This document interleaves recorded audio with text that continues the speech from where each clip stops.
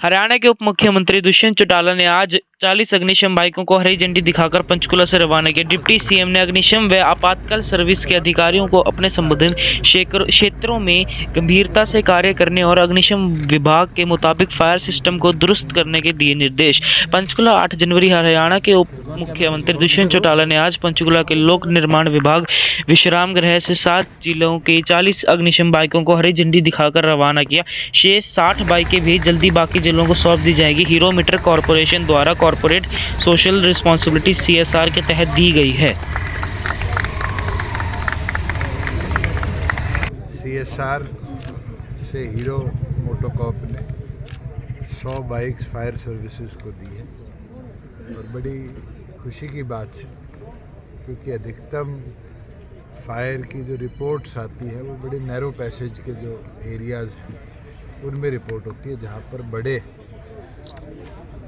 हमारे fire equipments नहीं पहुँच पाते। जो हीरो ने सहयोग किया है उससे अब लगभग अर्बनाइज्ड एरियाज़ में छोटी छोटी गलियों के अंदर भी इमरजेंसी सर्विसेज को बेहतर तरीके से पहुँचाने में फायर डिपार्टमेंट और एफिशिएंसी दिखाने का काम करेगा। और हमने पिछले समय में अधिक ऐसे कदम उठाए जिनने फायर सर्विसेज को बेटर इक्विप कैसे किया, जिसमें अब हाई पावर में केस गया हुआ है जहां 80 मंजिल तक के भी जो फायर टेंडर्स हैं वो हम परचेज़ कर रहे हैं कि 80 फ्लोर हाइट पर भी अगर आगजनी होती है तो उसको हम टाइमली टेकअप कर पाए। हमारे जो 7 शहर हैं जिनमें 10 मंजिल से ऊपर के अपार्टमेंट्स या और कमर्शियल बिल्डिंग्स बनी हैं उनको देखते हुए उन सब के अंदर जो हमारा 80 मीटर ऊंचा फायर टेंडर होता है उसको प्रोक्योरमेंट का भी प्रोसेस शुरू कर दिया गया है।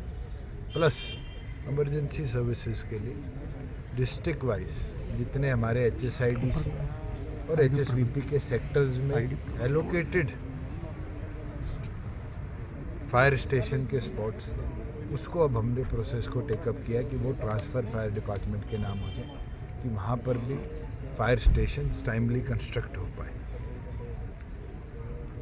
मुझे लगता है कि माननीय प्रधानमंत्री जी ने भी 2 साल पहले इसको एक टारगेट लिया था, हमने भी इसको आगे लेकर जाने का काम किया और आज जितनी हमारी गवर्नमेंट की इंफ्रास्ट्रक्चर्स हैं उनको सबको ऑलरेडी नोटिस इशू हो चुके हैं कि timely basic fire fighting equipment और फिर उसके साथ साथ plan for future fire fighting equipments वो डिपार्टमेंट को पुटअप करें।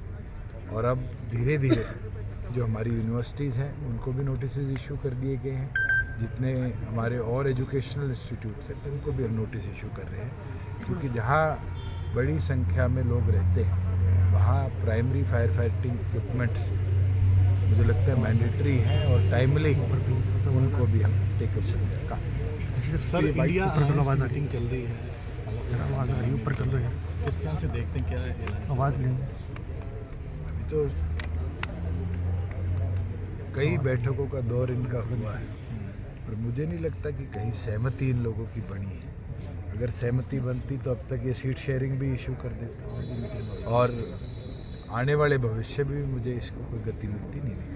सर, आज लोकसभा चुनाव ने भिवानी की जो सीट है वो अनाउंस कर दी है सब। आवाज़ कर लो, आवाज़ लेनी है क्योंकि आपका गठबंधन भी है, कोई चर्चा पहले हुई? आवाज़ लेनी है, ऊपर कर दो। देखिए ऊपर आवाज़। भिवानी लोकसभा सीट पर डॉक्टर अजय सिंह चौटाला जी सांसद रहे हैं और मुझे लगता है कि संगठन के तौर पर आज के दिन हमें काम करना है। जैसे हमारे राष्ट्रीय अध्यक्ष ने कहा है पार्टी के कार्यकर्ता अपने काम में जुट जाए। सर, लोकसभा चुनाव को लेकर किस तरह की तैयारी JJP ने शुरू कर दी है? हमारी 6 लोकसभा क्षेत्रों की रैलियाँ होती हैं, बचे लोकसभा क्षेत्रों के अंदर भी जल्द रैलियाँ करेंगे और मैं ये मानता हूँ कि कार्यकर्ता पूरी तौर पर तैयारी में है।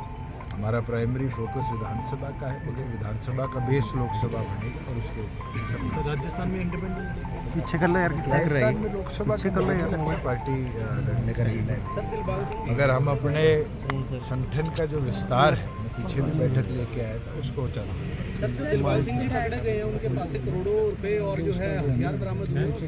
हरियाणा सरकार का ईडी का मैटर है। मुझे लगता है कि ईडी इस पर आपको बेटर ब्रीफ दे पाएगी।